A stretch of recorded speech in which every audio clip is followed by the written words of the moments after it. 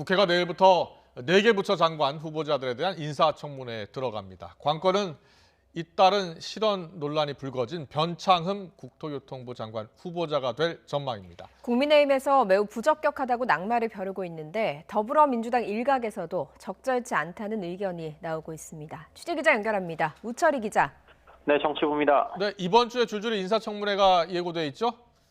네, 그렇습니다. 내일 전해철 행정안전부 장관 후보자, 권덕철 보건복지부 장관 후보자를 시작으로 모레는 변창흠 국토교통부 장관 후보자, 24일에는 정영애 여성가족부 장관 후보자에 대한 인사청문회가 열립니다.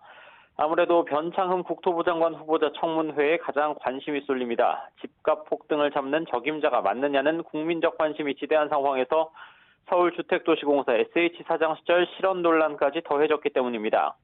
공공주택 입주자를 못 사는 사람들로 지칭하고 서울지하철 구의역 스크린도어 사고의 책임을 희생자에게 돌리는 발언으로 파문을 불렀습니다. 국민의힘은 불량 후보자로 규정하고 반드시 낙마시키겠다고 벼르고 있습니다. 김종인 비상대책위원장은 직접 입장문을 냈습니다. 국민을 향해 저주에 가까운 막말을 퍼붓고 분노와 짜증을 유발한다고 맹비난하면서 당장 지명을 철회하라고 촉구했습니다. 당내에서는 차라리 김현미 장관이 낫다는 말도 나왔습니다.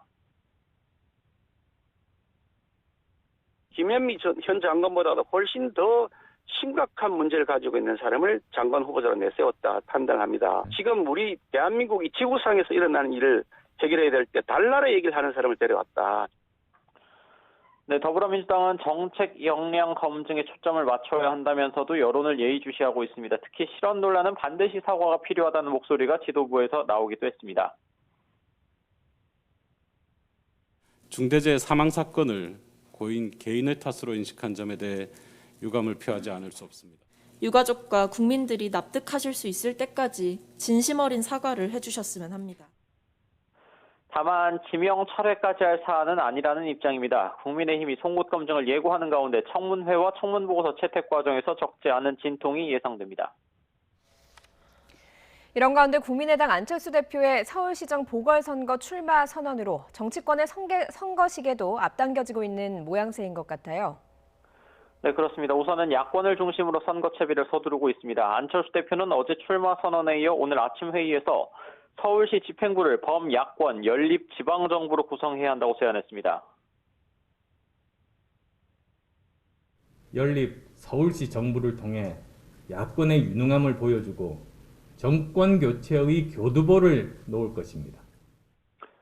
야권 단일 후보 논의를 위해 더욱 속도를 내는 모습입니다. 국민의힘도 당내 최다선인 정진석 의원을 공천관리위원장으로 임명한 데 이어 이번 주 공천관리위를 출범시켜 본격적인 경선 준비에 들어간다는 방침입니다.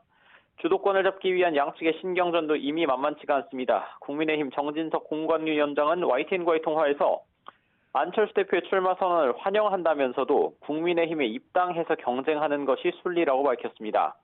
반면 국민의당 이태규 사무총장은 아직 단일화 방법에 대해서는 구체적으로 논의하지 않았다면서도 안철수 대표가 국민의힘에 입당하면 강점인 확장성이 살아나겠냐고 반박했습니다. 민주당 지도부도 가세했습니다. 결국 대안 없이 분풀이, 화풀이, 구판 예고에 지나지 않았습니다.